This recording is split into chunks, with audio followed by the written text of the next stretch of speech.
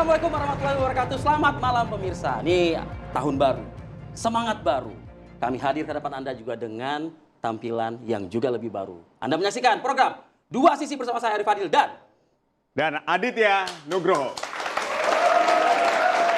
Pemirsa, PSSI resmi mengumumkan Patrick Kluivert menjadi pelatih Timnas Indonesia menggantikan Shin Tae-yong. Pastinya banyak pecinta sepak bola yang berharap banyak dengan sosok Kluivert ini.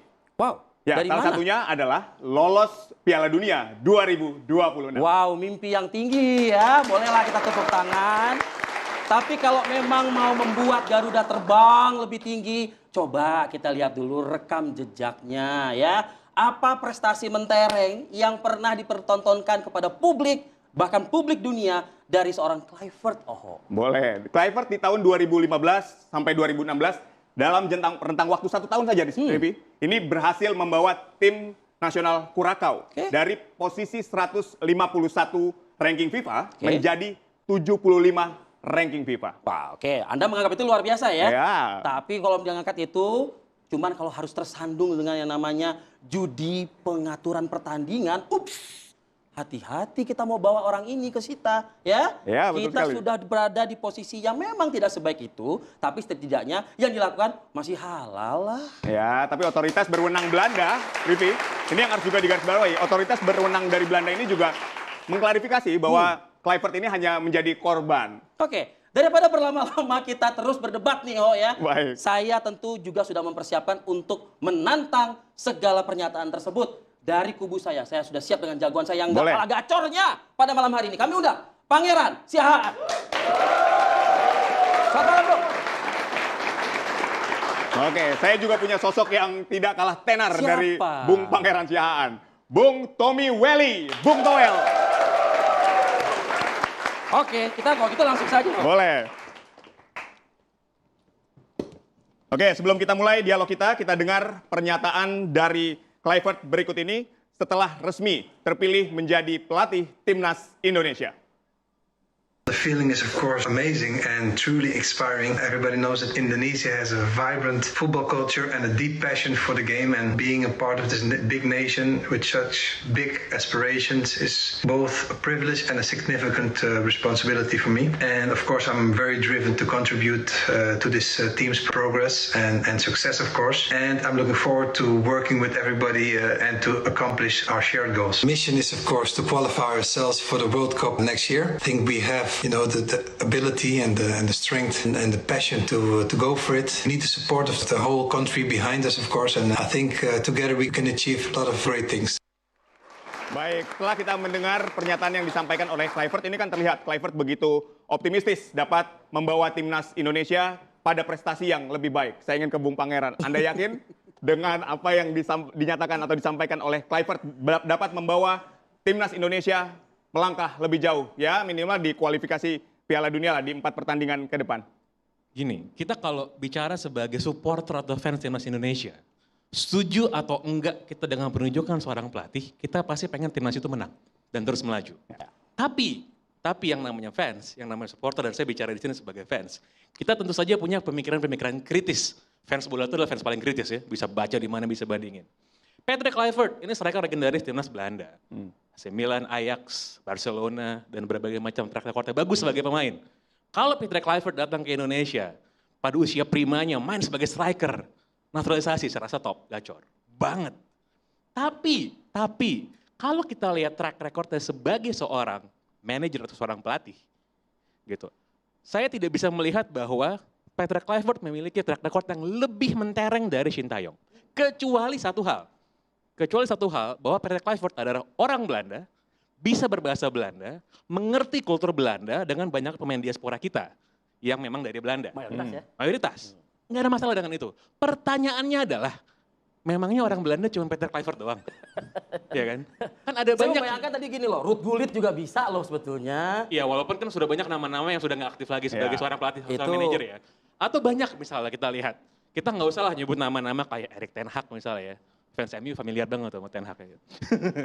Atau misalnya nama-nama yang lain, Mark van Bommel, Philip Cocu dan lain sebagainya. Atau bahkan sebenarnya 2 asistennya, ya Alex Pastoor sama Danny Lanza.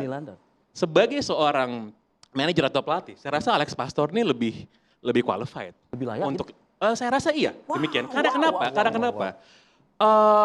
Patrick Kluivert ini dia jadi manajer itu jadi pelatih kepala tuh hanya 2 kali.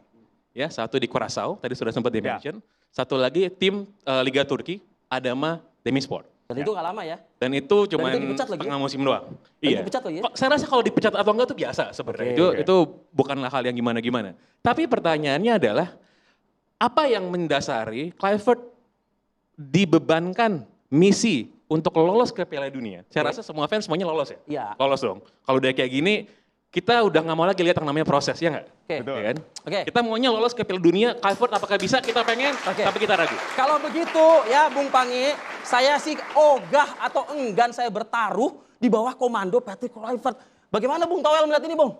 Anda mau bertaruh dengan ketidakkemampuannya seorang Kluivert dong? Kalau orang bola sejati bukan pada posisi bertaruh atau tidak bertaruh. Oke. Analisis, kan begitu. Kluivert betul, pemain hebat belum tentu jadi pelatih hebat, itu sudah menjadi semacam apa ya, hipotesis gitu loh. Tapi kenapa Patrick Kluivert atau Belanda lah, karena saya pikir saya bukan dalam posisi, saya pro Kluivert nih, poinnya nih. Saya posisi pro pergantian pelatih, pemecatan pelatih. Meskipun Kenapa? pelatih yang sekarang udah cukup luar biasa ya. Berarti kan Membawa gini, Garuda. oke, sekarang namanya Ya. kan udah terbuka. Kenapa ada Patrick Kluivert? Karena ada background, ada situasi.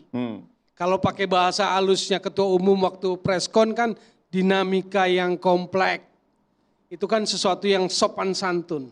Ada fair play, ada respect di sana untuk menutupi situasi yang sebenarnya terjadi waktu pasca Bahrain, menjelang Cina, dan seterusnya dan seterusnya. Itu loh. Jadi kenapa ini? Tentu karena ada backgroundnya. Backgroundnya itu. Kedua, cari pelatih.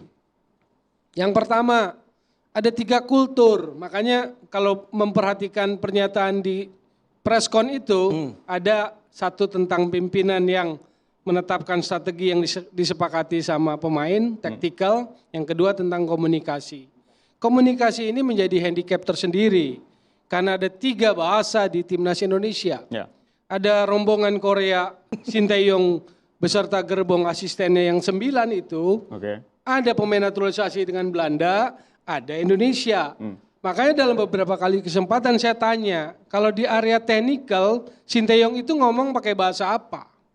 Kalau pelatih ingin mengoreksi situasi secara spontan, apa dia harus nunggu panggil dulu, JJ sini dulu, ngomong ini? Kan enggak harusnya. Itulah handicap. Waktu lawan Bahrain, itu kan ada situasi itu, yang kemudian match analisisnya kartu merah. Namanya siapa tuh? Coach Kim atau siapa? Jadi waktu lawan Jepang, itu kan nggak bisa dampingin. Jadi di situ juga problem bahasa Inggris di situ.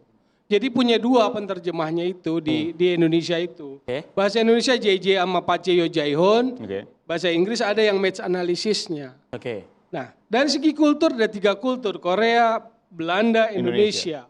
Jadi saya ngelihat, membaca, bukan tahu, tapi saya membaca keputusan ini disadari oleh PSSI untuk mengikis handicap perbedaan-perbedaan itu. Maka akhirnya klaster pelatih yang dipilihnya kudu Belanda. Baik. Anda melihat hanya sekedar komunikasi saja itu jadi hambatan. Bung Pange, kasih tahu Bung Toel lupa mungkin. Kita naik dari peringkat berapa menjadi 50 poin gitu loh. Itu masalah komunikasi lewat lah itu Bung Pange sih. Enggak, kalau saya menolak diprovokasi sama presenter, kalau saya nggak mau.